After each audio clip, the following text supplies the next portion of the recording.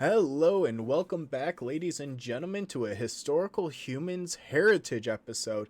And today we are bringing something close to home to you guys today. And we're going to be talking about a site that has, over the years, gone from being listed on the National Register to being listed as a historic landmark to being listed a national monument. So it keeps getting elevated. And without much further ado, we are talking about the Pullman National Historic Park.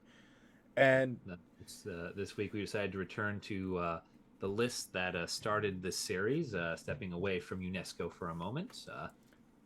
And We're all very excited to be here with it.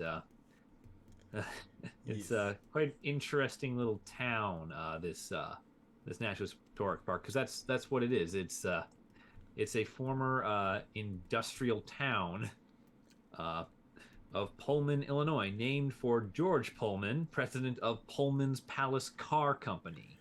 You can imagine where the name came from. which was a luxury train car, private train car company. So they would manufacture train cars for the elite and for the wealthy, and even for the president had a Pullman cart. And the significance of this site specifically is it is an industrial town. So the town was built up around the manufacturing factory, and this was the first planned industrial community in the United States. And this became the blueprint for a lot of other companies like this all across the country. Yes, Pullman's idea was that rather than just simply build factories in or around places that had workers, he would simply build a whole new town. And it was his belief that if he built the whole town, he could implement slightly better living conditions than could be found elsewhere, and thus he could attract more skilled workers than he would otherwise have access to. And For the most part, the strategy seems to have worked. And then the site is secondly very important because it's the site of the Pullman rail strike, which was a huge movement in unionization and for the civil rights of African Americans. So it is a quite the important location. And for those of you who are not aware, Pullman is located on the south side of Chicago, Illinois now. It was since incorporated into the city. Yep. Yeah, it was originally built on the shore of Lake Calumet, using local materials too. Much of the bricks were made from Lake Calumet clay, so it's it was basically all made in house, which is another fun little way it's historical. Is it's all local material. Yeah, and Um, the planning and model for the town began in 1880, which, like you said, was the brainchild of George Pullman. yes, he actually commissioned a series of architects and engineers to make his vision happen. And sort of the reason why everything looks this way is because of the combination of three men. So there is the architect Solon Beeman, who is responsible for the design of the buildings. There is landscape architect Nathan Barrett, who sort of mapped out how the city should uh, flow, which district should go where, and how everything should look relative to each other across the 4,000 acres that make up Pullman. And finally, there's the civil engineer Benzit Williams, who is responsible for actually making everything that the other two wrote down run properly. So all the utilities, all the roads, everything had to actually function because of this man. And And the Yeah, area that they built it in is a 4,000 acre tract of land that was selected yeah, for the town and factory, which was in like a open prairie marshland along the western shore of Lake Calumet, about 13 miles south of what was the city of Chicago at that point. And it had access to big city markets, railroad connections. It was a very well connected place, and it was right between the railroad, Lake Calumet's connection to Lake Michigan, and to the St. Lawrence River. So it was in a yeah. prime location for materials, for trade, for goods.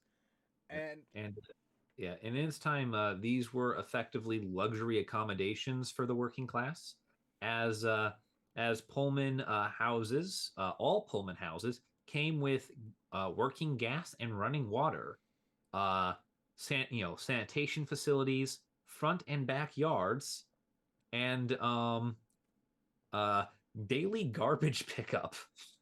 That's right. There was a garbage service, which was not that common in 1880. A lot of times it was just thrown in the street or the river and expected to be washed away.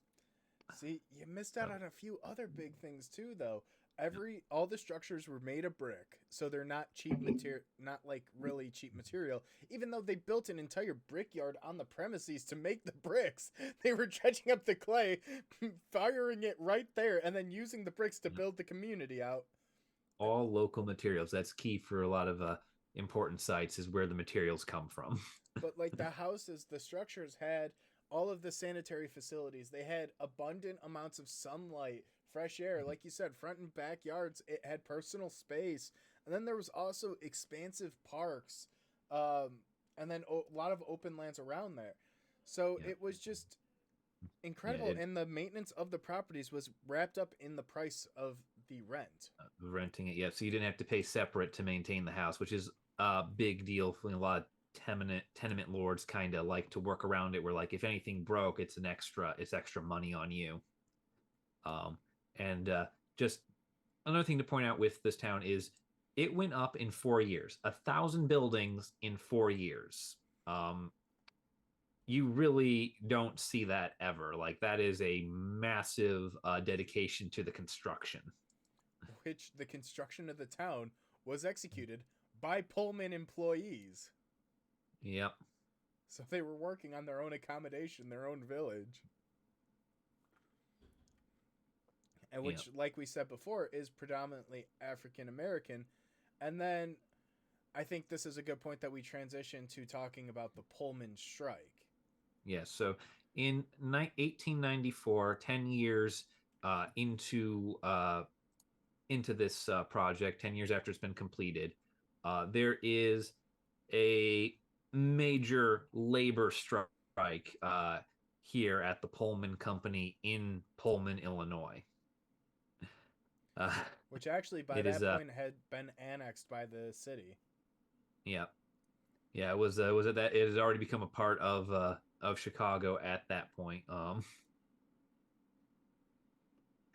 Uh, But the uh, but the basically, it was strike yeah. basically was resulting.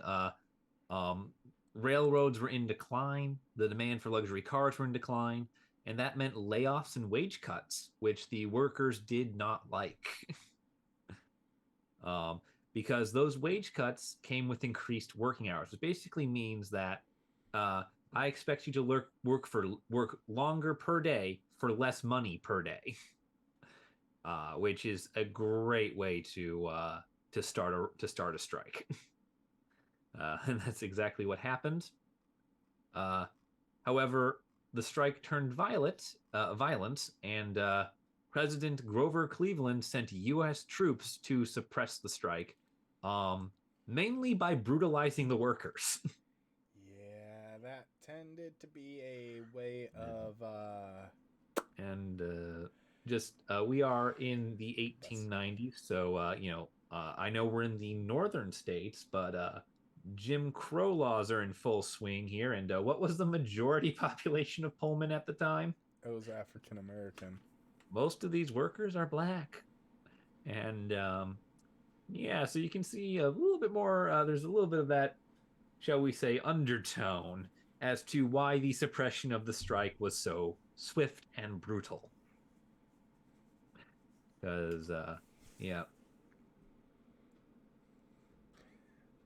It just yeah, and it also proved to just end up being a very pivotal point in labor relations and with rail strikes. And honestly, it's kind of interesting that we're talking about it now, given all the rail issues that are happening in modern day. yeah, Kind yeah, of a neat little parallel. you know, and it also the Pullman strike highlighted one of the biggest issues of company towns, which is that the man who you are paying for wages is also the man who you are renting your home from. And Pullman workers would get paid $9.07 a day, and have $9 a day in rent taken directly out of their paycheck. Yeah. So so you're effectively never actually seeing the money. You don't have the option to invest it or spend it on other necessities and sort of play that juggling cycle game that a lot of people who live on the edge of poverty have to play, where they juggle various bills in order to get by. No, Pullman's taking his cut of your money before you even see it. And you know that's a good way to make workers starve, which is a great way to have them riot. Yeah, and on Yeah, that terrible, yeah, terrible bombshell, I think it's a good point but for us to wrap up yeah, today's episode on yeah. something that's This in is our a own backyard, something that's very yeah, cool. and it's a very much a historical site today because the original 1884 buildings are almost all still there. So it's a 140-year-old city. So yeah, thank you guys for watching. If you enjoyed today's video, be sure to subscribe and don't forget to check out the Humanitaire Collections, our new project that just dropped. Yes, Humanitarian Collections is a wonderful little web store where we sell various merchandise in support of charitable organizations. Our current charity is the Trevor Project, which is a organization dedicated to suicide prevention among LGBTQ youth. LGBTQ youth is 4 times more likely to need mental health services than non-LGBTQ members, and so it is a very essential function that Trevor Project provides. And if you go onto our site right now, you can purchase art by LGBTQ artists and support the Trevor Project at the same time, as profits do go to the project. Yeah, so if you want to support a great cause, be sure to check out humanitairecollections.com. And if you want to save 10%, use code HUMANS. Thank you guys for watching, and we'll see you in the next video.